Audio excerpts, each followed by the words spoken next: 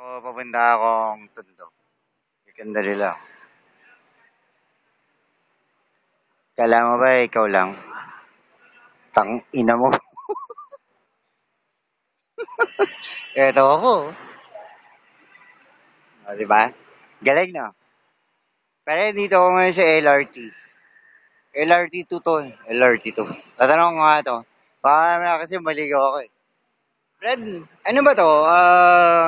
Papuntang recto tong ganito? Santolan po. Santolan papuntang ganon? Mali ako. Paano to? Hindi, ikot lang po kayo. Paano tong ticket ko? Yun ang gagamitin. Kung saan kayo bababa, Hindi, recto ako eh. Pa-recto ako eh. recto po kayo. Iikot lang po kayo. Paano iikot ako? Saan ako iikot? Baba po kayo. Kanan Bababa. kayo. May makita kayong escalator rin sa taas. Sakit po kayo sa kabila. Doon ako sa kabila.